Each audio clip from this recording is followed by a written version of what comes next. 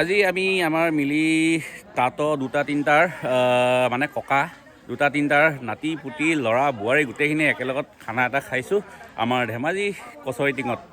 আৰু এই খানাটোত মানুহ আহিছে আপোনাৰ ধূনাগুৰি, আমগুৰি, আমলখি পাইট আৰু আমাৰ ধেমাজি তেলিজান কচৰি টিঙৰ। চ' এইপিনে দেখিছে চবেই নিজৰ নিজৰ কাম কৰিছে আৰু এইপিনে ঔটেঙা মাংস লগত দিবলৈ আৰু এইপিনে খৰিকা ইমানখিনি ৰেডি কৰা হৈছে দেখিছে নহয়। চ' মানুহো বেছি আছে সেইকাৰণে খৰিকাও লাগিব। আৰু আমিতো জানোৱেই আমাৰ মিচিং মানুহখিনি আমি বেছিকৈ গাহৰি মাংস ভাল পাওঁ।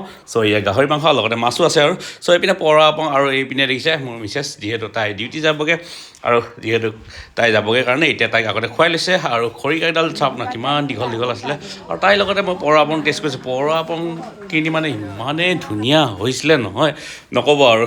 চ' এয়া এনেকৈ গোটেই এইপিনে গোটেইখিনিক লগ পাই পেলাই আৰু এইপিনে ককাই ভাই গোটেইকেইটা লগ পাই পেলাই ধুনীয়াকৈ খানাটো খোৱা হয় আৰু প্ৰতি বছৰে আমি এনেকৈ খাওঁৱে মানে যোৱাবাৰ আমি খাইছিলোঁ অকাজানত, এবাৰ আমি খাইছোঁ আমাৰ ধেমাজি কচৰি টিঙত। চ' এতিয়া খোৱা বোৱাৰ পিছত গোটেইখিনিয়ে ফূৰ্তি কৰিছে আৰু এইখিনিয়ে ধুনীয়াকৈ লাইন পাতি খাই লৈছে দেখিছেনে গোটেই মিলি বোৱাৰী লগতে সেই আৰু মোৰ মামো এনেকৈ গোটেইখিনি আমি একেবাৰে মিলি পেলাই ধুনীয়া বহি পেলাই খাই লৈছোঁ আৰু।